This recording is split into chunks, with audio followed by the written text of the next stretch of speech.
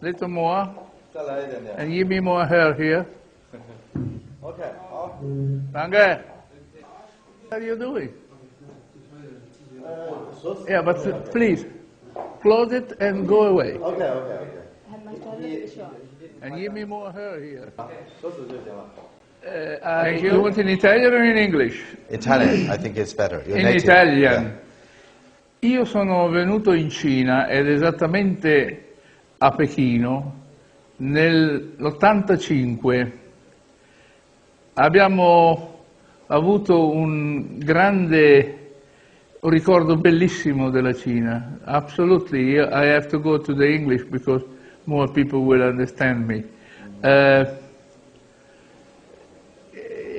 We land with our plane, the first Alitalia plane. We took it because we arrived from the Genoa Theatre having 3 performances of Bohème and 1 performance, a recital in a little theatre. So we made the performance of Bohème. It was on television. 250,000 people saw the show. And it was a big impact. And the head of the party asked us to sing in the big hall of the people. And that was a big, and he says, go home and say you make a political conquer. Thank you very much. Yeah. Thank you. So why Beijing? Beijing for me is the first meeting that I have done 20 years ago with this beautiful country, who has changed a lot, obviously. Still now there is a lot of construction going on, and the people are fantastic because it doesn't take much for an Italian to understand a Chinese because we are very, very, very similar. We are hospitality, love for music, love for friends, love for laugh. Very interesting. Actually, Ms. Pavarotti, I prepared a little gift for you, a surprise maybe, because so many of your fans, when they heard that you are coming, and many of them who attended your concert, your opera 20 years ago, they made a little party. We happened to get a little bit footage of TV. Let me just show you a little bit and explain to you. And you can see here, this is a group of people who were together with you 20 years ago, and they were having a party and preparing to welcome you here for the 3rd time. And there is a little bit surprise for you in the later part of this. I will just show you. These are the pictures. He's talking about how he can get. You see, this is this lady, this young girl. Her mother, yeah. This is the girl. You try to hug, you brace her, and it's she.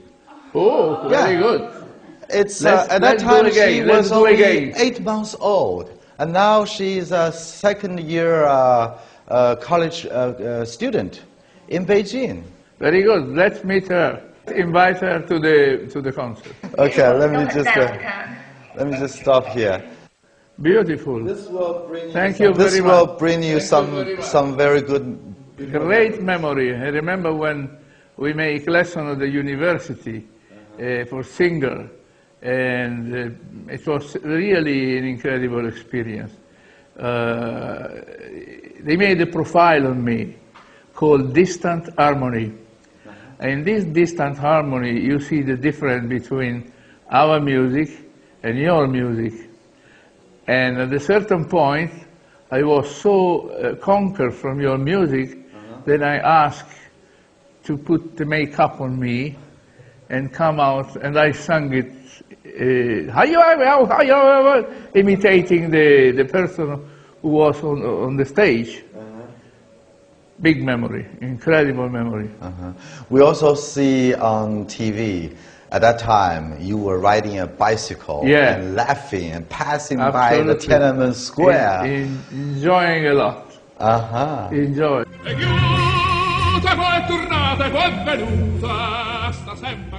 All right, let me give you a gift. This is the organizer. They found this picture. It's a picture taken about 20 years ago when you first visited China and you were playing the Chinese, I don't know how to say it, the Chinese.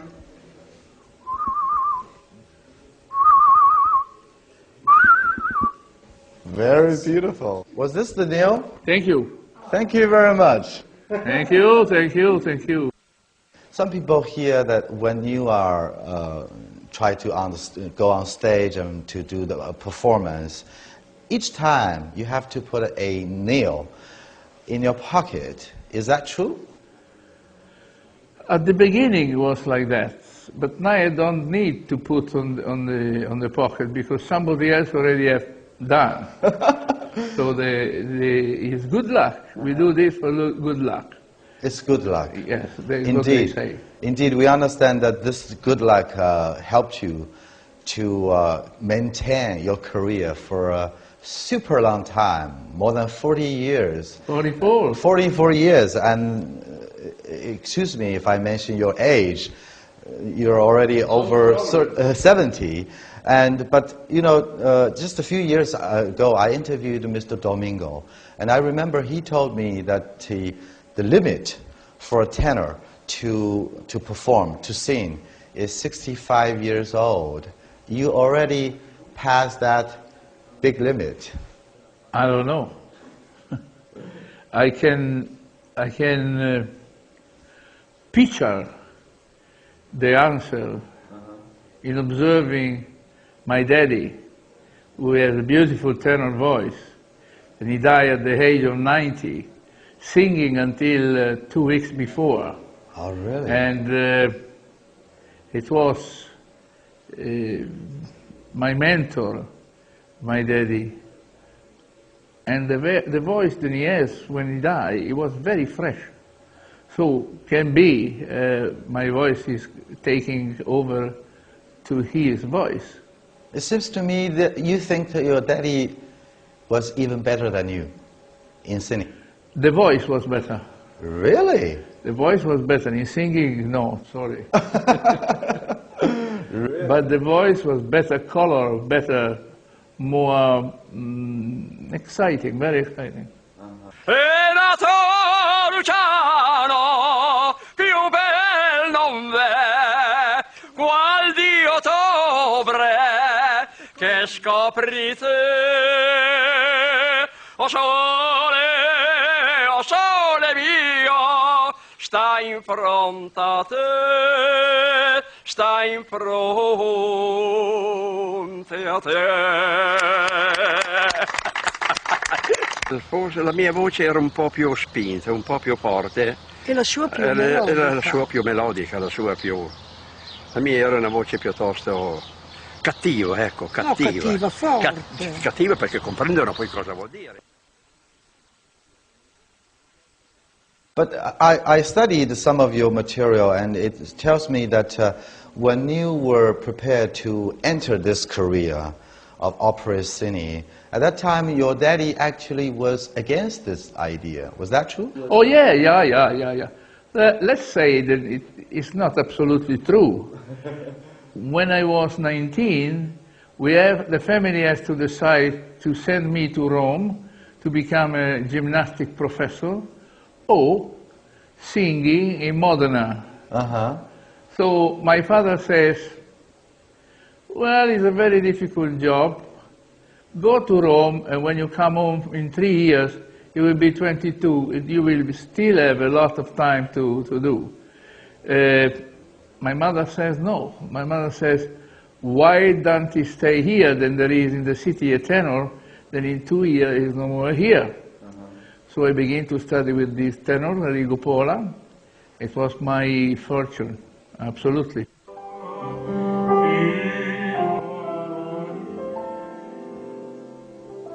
The voice was 90% ready to sing. But I tell soon Luciano, if you want, I prepare you. And the father, oh, Rico, please, please, please. But you must study. You must study the technical. Voice is one question.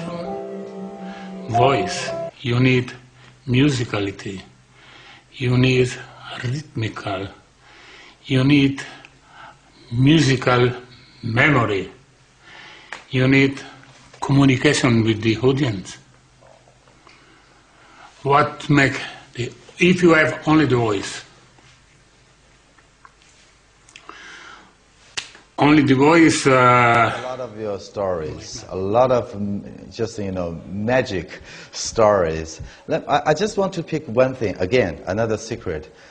It was said that at the very beginning, when you went on the stage, you were a little bit nervous.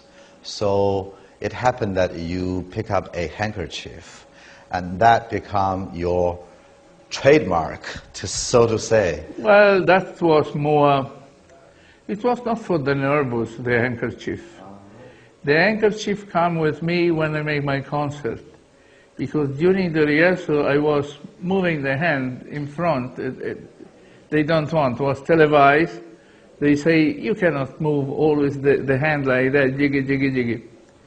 So I took an handkerchief and I taped my hand like that, and for the entire concert I sing it like that. And from that day, the handkerchief has become my friend. We cannot do anything, I cannot do anything, something him. What do you think does that handkerchief bring to you? Now good luck. At the beginning, it was just a question of keeping my hand together. But only on stage. After stage, you don't take that? I just use for my nose, when I blow my nose. I see, okay.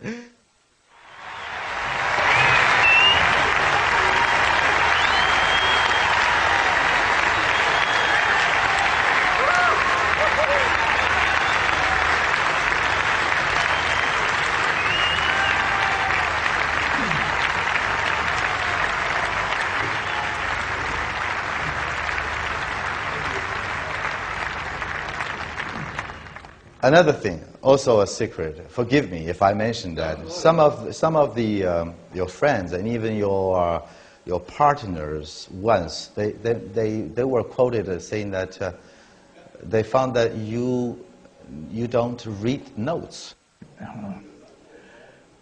The explanation is that I don't read the score for orchestra. Oh, I see. But I don't know. I am an elementary school teacher. The elementary school teacher should teach the music to the baby, so I have to know very well. But thank you very much. Some very, very bad friend make this voice going around. No, I know the music, I read very well the music, and I hope, more than everything, I interpreted that. I see. So, you mean the reports are actually exaggerated? No, distortion. Just completely wrong. Distortion. Ms. Pavarotti, you are just a superstar, and you're just the greatest, one of the greatest cine artists in the recent human history. But I also noted that you did have your dance, moment of upset. For a special moment when you had a little bit problem with your voice. It was, I did have little problem 2 or 3 times in 44 years. First, before I began, 15 days before, I was without voice. So we stopped with the teacher, any vocalize, and mute, completely mute. I closed my mouth, I never sing, I never talk. And when I go to sing the performance, the voice was back there. And then 2 or 3 times, 2 in Milan, enough, poet. How did you feel at that time? Frustration? You feel nothing, because if you are not well and you still sing, the audience can disapprove it. And they were not so bad. So it's a good thing, you know, to tell many of the Chinese audience that Sure. Pavarotti Sure. did have his Sure. low times, right? I noted that the highest price for the ticket in China is more than $400, something like 3,200 renminbi. And the first time you came to China in 1986, it's about $4. You know, it's just maybe 10 times or 100 times. It's not then one person comes to see me every night. So if they think when they go out from the concert to have spent well their money, that is the answer. If they think then the money that they spend is too much, it means I did not sing well.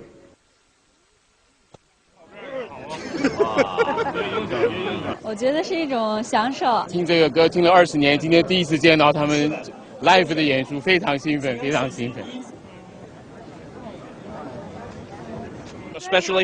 We came especially for this, yes. Something, an event we've been waiting for a long time. So it was fantastic, well worth the trip. For this, the Forbidden City, once in a lifetime event for the three tenors here. I am very lucky. In these 44 years, I have beautiful result of what I was doing. Singing with the pop singer for benefit. It was something very deep in my heart. Because to make charity is something that a person in my position, after 44 years of receiving, it's time to give back and help the people that they need more, and the kids are the people that they need more.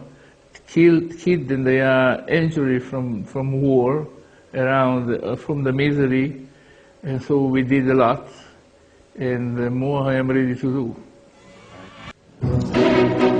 Di quella pira morrendo fuoco, tutte le file trasappato, e mi spegnerà l'odio fra loro, ora sangue passo la spegnerò, era già io di accavarti, non può frenarmi il tuo ammarti.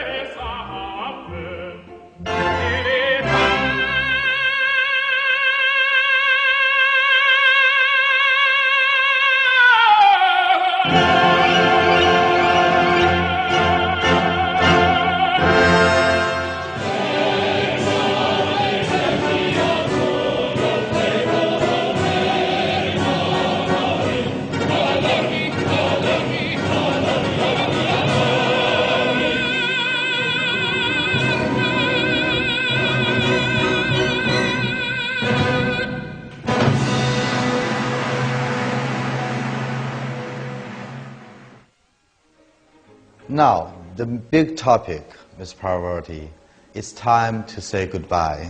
Yeah. And you are going to say goodbye. Yes, sir.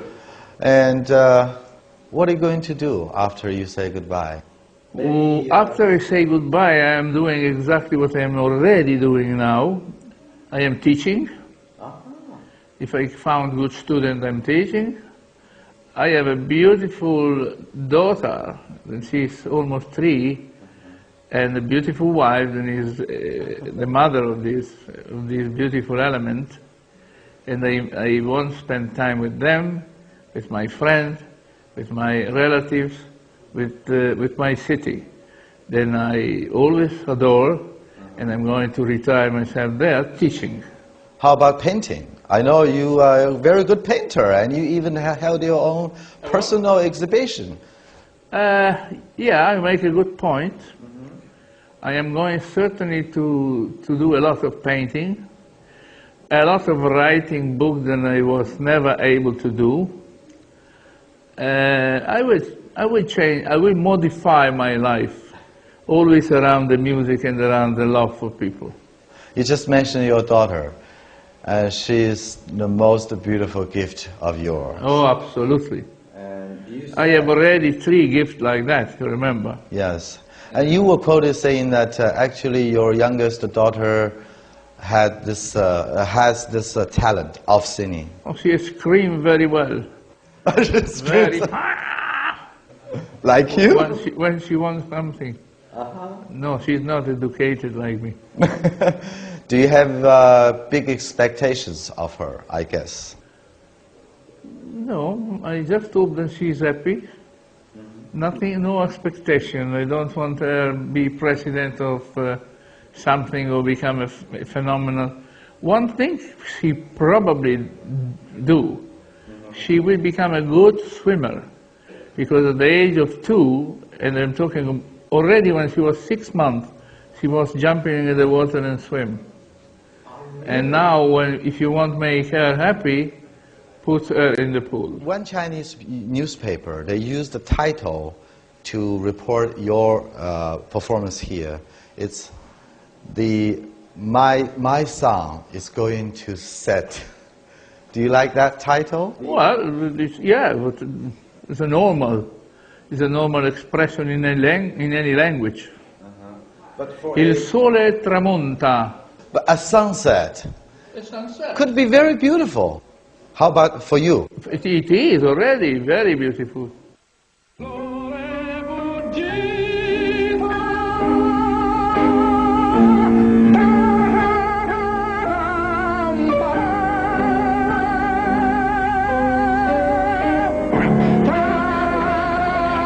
La la la la la la la la la.